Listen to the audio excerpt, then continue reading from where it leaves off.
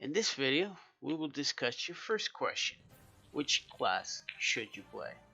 We will go over different starting classes with a brief explanation of their functions and what can you expect gameplay wise as you level up. So stay tuned. Hey guys, Jaysos here, and if you do enjoy these videos, do consider subscribing and dropping a like. So, you made your character, and now you're faced with your first big question. What class should you play? Well, I'm here to help you out, so let's get into it. The first thing you might notice is that these classes are connected to different city-states, and each of these starting classes can be confusing. So, let's break it down. First, we have the tanks.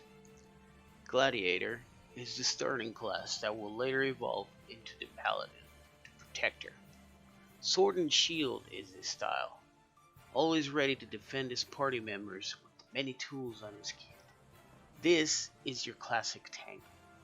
Amazing mitigation skills, not just for yourself, but for your party members. And if you're the protecting type and enjoy being the almost unkillable member of your party, then this is the job for you. Your starting area will be Uda. Next, we have the Marauder, the axe-wielding tank.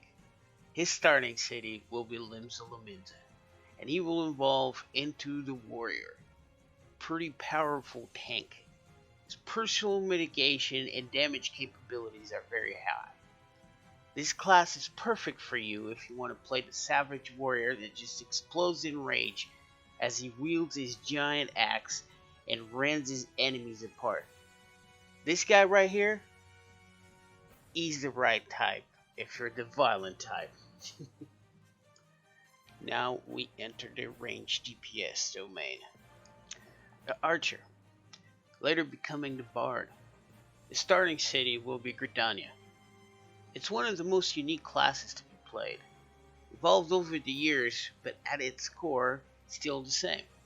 The Bard's a support class, capable of buffing the party in damage and attack speed while putting out an unstoppable barrage of arrows that keep his enemies on his toes. If you're the range type that likes to help and shoot while you move, this arrow flinger awesome singer is the one for you. The Thaumaturge, later on turning into the Black Mage, starting in Ul'dah, is the glass cannon of the bunch. However, the damage that this class can dish out is nothing short of amazing. They are masters of fire and ice. The Black Mage will be capable of melting large groups of enemies, as well destroying single targets. The downside is that you will have to be still to cast. However, once mastered, you will be top damage every time. So if you are the Arcana type and like to blow stuff up, look no further. The Black Mage is for you. We arrive at the Arcanist. Starting in Limsa, this class will give you the chance to become a DPS or a healer. But now, we're here to talk about the Summoner. The master of arcane arts and a job that summons ethereal entities to fight for you. Summoner is all about dealing damage over time and using your pets to supplement that damage. If you want to be a master of primals and command them in battle while we slowly drain their health away with your dots, then Summoner is the right job for you. We now arrive at the melee DPS section of our starting classes. First up, we have the Pugilist, starting in Limsa and later on becoming a monk. This class allows you to play a martial artist in the world of Eorzea. You will become a hurricane of fists and feet, delivering devastating blows at blinding speed, dealing damage and looking good while doing so. So, if you're looking for a melee class of high engagement with your targets and very, very good damage while looking like a freaking badass, then Monk is the right job for you. We arrive at the last, but not the least, of the melee and DPS starting classes. This is the Lancer. Starting in the beautiful city of Gridania, he will evolve into a Dragoon, a spear-wielding and jumping killing machine. This class specializes in dragon hunting. Several spear thrusts and jumps will comprise the vast and devastating arsenal of this class.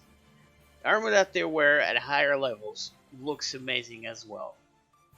So, if you're looking for a very mobile class that can dance in and out of range while constantly dealing damage, the Dragoon is the right class for you. Lastly, we arrive at the healer category. First, we have the Arcanist. Starting on Limbs Elemensa, this class can also branch out in the Scholar. This healer is on the less traditional side of the spectrum. This is a proactive healer instead of a reaction-based healer. You do have a pet that will help you out in this endeavor. Your tool belt will be comprised of shields, heals, and pet abilities that will help you to prevent excessive damage instead of fixing said damage. If you are curious in playing a non-traditional healer and using a pet to complement your toolkit, then Scholar is the one for you. And lastly, we arrive at the Conjurer class. Starting in Gridania, this class will evolve into the White Mage, a nuclear healer, a traditional staple in these kinds of games. It is one with powerful magic that can mend even the deepest wounds. Armed with shields and regens, this healer is more about fixing than preventing damage. However, he does have proactive tools, and it would be fair to state that his main strength is in the reactive department. So if you're looking for a traditional healer to fall in when you're coming from another MMO, this is the job for you. And there you have it, people. All the starting classes. Thank you so much for watching, and do consider subscribing and liking. This video and more of its kind will be released as a multi-parts beginner's guide. So thank you all very much for watching, and until the next one, peace out.